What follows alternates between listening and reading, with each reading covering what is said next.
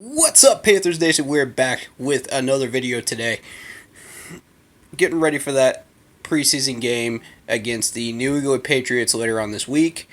I want to announce two signings that the Panthers got today, and that is Tyler Catalina, the offensive tackle, and Brandon Bell, the linebacker.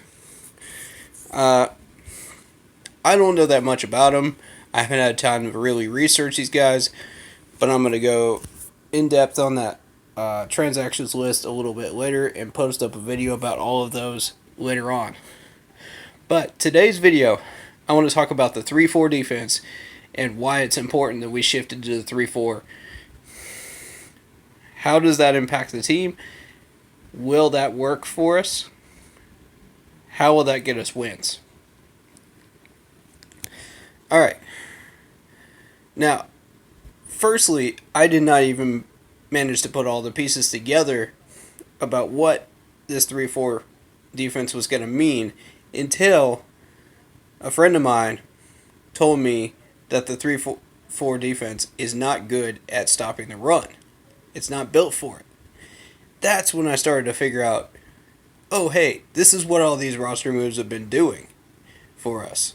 This is why we've been making these moves. So let's start with the linebackers, obviously, because I've been looking at the problem of stopping the run, and it begins with them. Because you have two inside linebackers, one outside, Luke Kuechly being one of the inside linebackers, and with a healthy Brian Burns, he would be able to stop the run and stuff those inside draw plays. Then you've got the corners that are stop containing the runs on the outside, the sweep plays, the easy runs, the handoffs to the outside. You know, that's what these corners are capable of doing and will do for us in the 3-4. Now, that shifts us to how will that impact the pressure as far as how we're going to win games. With the 3-4, we're able to focus more on the pass defense, the pass coverage, that allows the outside linebacker to do his job better.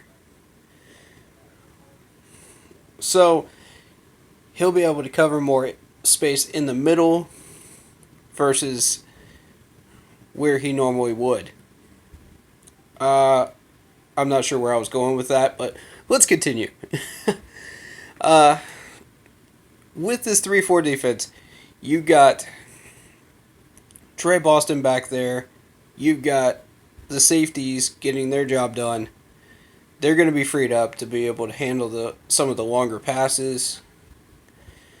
Now, all of this puts pressure on the offense when everybody's doing their job correctly. Now, the offense. Let's talk about the offense. You've got two people with prior injuries that are major key factors. Cam Newton and Greg Olsen. Now, with those two healthy, and with a strong O-line, the O-line is going to be the key to making this whole thing run properly. And the defensive line as well. This is essentially going to be a house of cards. And if anybody, a key player, gets injured, it's going to be a major risk. Because that whole house of cards could fall with a major injury. Now, I'm hoping that doesn't happen, but history has shown it has. So, I'm talking specifically about Cam Newton. Greg Olsen, in and of himself, you know, it was a significant hit to us, but it wasn't a major hit to us on offense when he was injured. You know, and this is going to put pressure on the wide receivers. You know, we need them to get open. We need them to catch the ball. and we need them to make sure that they are in the right place at the right time. So, the scouting focus right now should be the quarterbacks, the lines, both of them, the wide receivers, the corners. I'm adding the corners in, cornerbacks on defense, because it's important that they get their job done correctly and contain. Um, and of course, Ian Thomas needs to be healthy as well soon. I would love to see that happen, and I've been trying to get updates for you guys, but I haven't gotten anything yet. I'm waiting on information as well, so I'll let you guys know. Um, but yes, the injuries are going to be the key to everything. And I've said this every year. Injuries are our kryptonite. If we can fix that problem, then we're starting to get back into better shape and we start to get wins. With that being said, the new nutritional plan that they put in place, the warm ups, the exercises, and holding out the star players during the first two preseason games are huge. That's saying that they're making a commitment to the players' health, and that is massive going into 2018. Now, in 2019, 2020, etc. But they started coming up with this plan in 2018, and now they're starting to greenlight it in 2019. So now, you've got, what, 5 injuries at max right now? Because it's working. It's working. Once they greenlighted it, it's working. But that offensive line and that defensive line need to get the job done. So that's the focus from here on out. And that's what everybody should be looking at in the Patriots game. Now, New England is going to open everybody up. It's going to be a madhouse. So, they are the best team out there at showing you all of your weaknesses and none of your strengths. So, you have to keep an open mind about what you're seeing out there and know that these players are not going to be getting all these big plays against New England because, this would be an average play against New England. Like wide receiver passes, you're not going to see the full best out of these wide receivers because of how good New England's corners are. For example, New England hasn't exactly had the best defense in the most recent years, but I have a feeling that once they start moving people and they start making some trades and moving people up, by the end of preseason, it's going to start to look like one of those defenses again that we're going to be facing up against in postseason, should we manage to get to postseason. Yeah, you still got to deal with the Eagles defense. You still got to deal with all these other defenses that are particularly strong. And I'll point out that the Bills have a really good backup corner.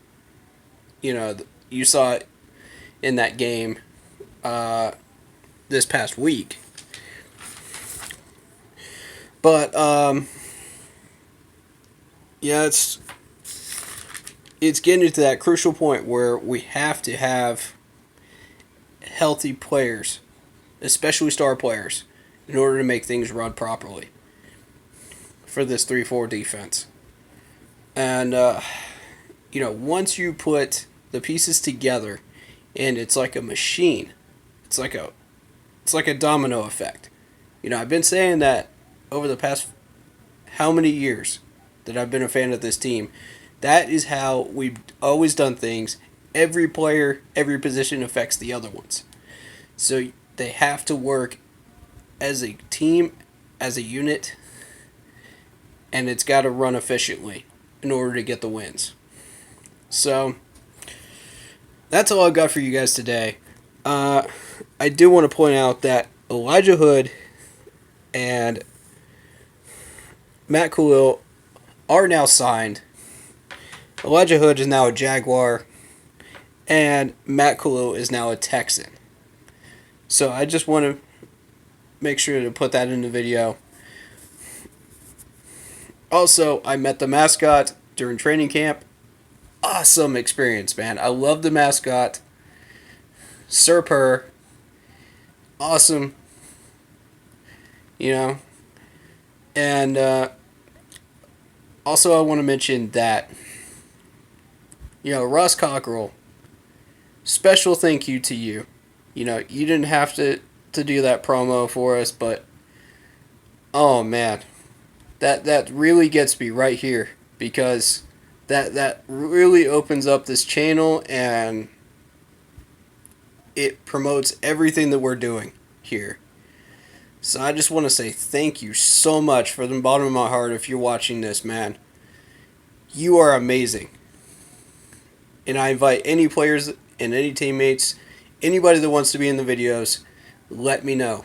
Message me. Let me know. Tell me what you'd like to be including in these videos and why, and what you want your message to be. And I'll be happy to shout you guys out. So, just leave that in the comments below. Anything you'd like to put in the comments, please do. Promote positivity. We always do that here. This is what this channel is. Hit that like button. Hit that subscribe button. We're almost up to 350 subs. And hit that bell so you don't miss any new content. As always, keep pounding!